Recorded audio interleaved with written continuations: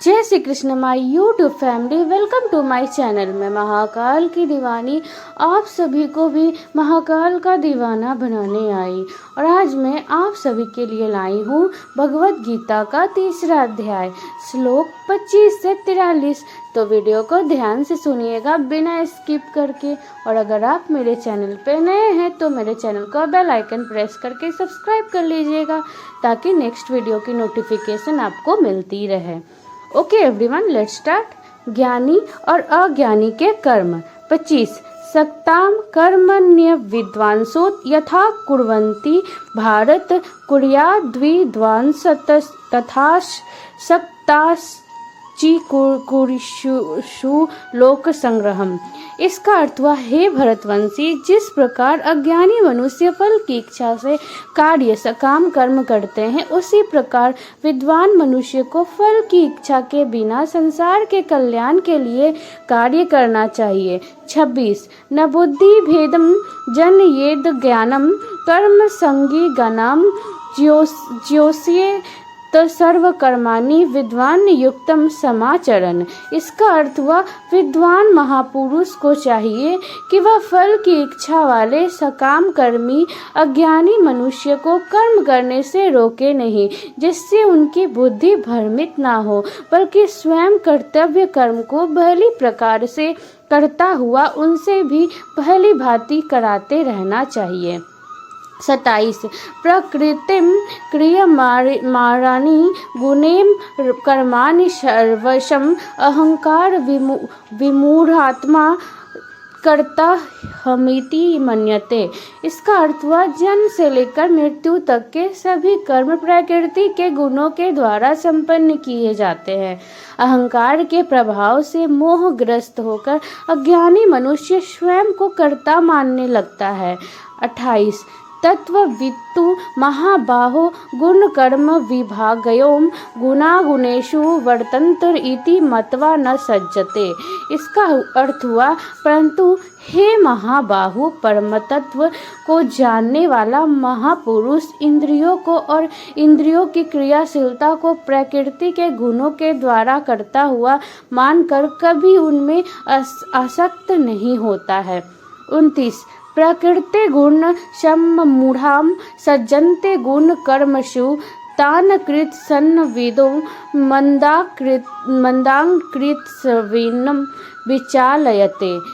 इसका अर्थ हुआ, माया के प्रभाव से मोहग्रस्त हुए मनुष्य सांसारिक कर्मों के प्रति आसक्त होकर कर्म में लग जाते हैं। अतः पूर्ण ज्ञानी मनुष्य को चाहिए कि वह उन मंद बुद्धि सकाम कर्मी वालों को विचलित न करे।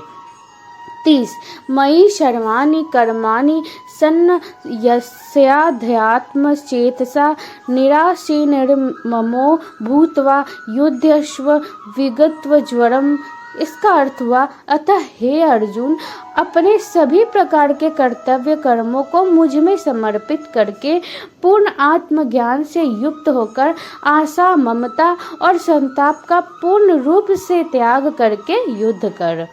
31 ये मे मत मिंदम नित्य मनुतिष्ठन्ति मानवम श्रद्धावन्तो न स्युन्तो मुच्यन्ते तेति कर्मा भी। इसका अर्थ हुआ, जो मनुष्य मेरे इन आदेशों का ईर्ष्या रहित होकर श्रद्धा पूर्वक अपना कर्तव्य समझकर नियमित रूप से पालन करते हैं, वे सभी कर्म फलों के बंधन से मुक्त हो जाते हैं। 32 ये त्वेत भयस्यन्तो नानुतिष्ठन्ति मे मतम सर्वज्ञान विमूढ़ां सता न विदधि नष्टान चेतसम। इसका अर्थ है, परंतु जो मनुष्य ईर्ष्यावश इन आदेशों का नियमित रूप से पालन नहीं करते हैं, उन्हें सभी प्रकार के ज्ञान में पूर्ण रूप से भ्रमित और सब ओर से नष्ट भ्रष्ट हुआ ही समझना चाहिए। 33 सदृशम चेष्टते स्वास्यम प्रकृते घ्राण वानपि प्रकृति यान्ति भूतानि निग्रहम किम करिष्यति। इसका अर्थ हुआ सभी मनुष्य प्रकृति के गुणों के अधीन होकर ही कार्य करते हैं। यद्यपि तत्वदर्शी ज्ञानी भी प्रकृति के गुणों के अनुसार यही कार्य करता दिखाई देता है, तो फिर इसमें कोई किसी का निराकरण क्या कर सकता है। 34 इंद्रिय से नन्द्रियस्यार्थे राग द्वेषो व्यवस्थितो तार्योन्वशमगाच्छय तो हास्य परिपंथिनो। इसका अर्थ हुआ सभी इंद्रियां और इंद्रियों के विषयों के प्रति आसक्ति, राग और विरक्ति, द्वेष नियमों के अधीन स्थित होती है। मनुष्य को इनके अधीन नहीं होना चाहिए, क्योंकि दोनों ही आत्म साक्षात्कार के पथ में अवरोध उत्पन्न करने वाले हैं। 35 श्रेयानश्व धर्मो विगुणम परधर्मात्स्वनुष्ठितात् सर्वधर्मे निधनम श्रेयम परधर्मे भयावहम। इसका अर्थ हुआ दूसरों के कर्तव्य धर्म को भली भांति अनुसरण नकल करने की अपेक्षा अपना कर्तव्य पालन स्वधर्म को दोषपूर्ण ढंग से करना भी अधिक कल्याणकारी होता है। दूसरे के कर्तव्य के अनुसार करने से भय उत्पन्न होता है, अपने कर्तव्य का पालन करते हुए मरना भी श्रेयस्कर होता है। कामना रूपी शत्रु का समन। अर्जुन उवाच। 36 अथ केन प्रयोक्तयं पापं चरति पुरुषं अनिच्छन्नपि वार्ष्णेय बलादिव नियोजितम्। इसका अर्थ हुआ अर्जुन ने कहा, हे वृष्णिवंशी, मनुष्य न चाहते हुए भी किसकी प्रेरणा से पाप कर्म करता है, यद्यपि ऐसा लगता है कि उसे बलपूर्वक पाप कर्म के लिए प्रेरित किया जा रहा है। श्री भगवानुवाच। 37 काम ऐस क्रोध ऐस रजोगुण समुद्भव महाशनो महापापमा विधयेन मही वैनिनम। इसका अर्थ हुआ श्री भगवान ने कहा, इसका कारण रजोगुण से उत्पन्न होने वाले काम, विषय वासना और क्रोध बड़े पापी है। तो इन्हें ही इस संसार में अग्नि के समान कभी ना तृप्त होने वाले महान शत्रु समझ।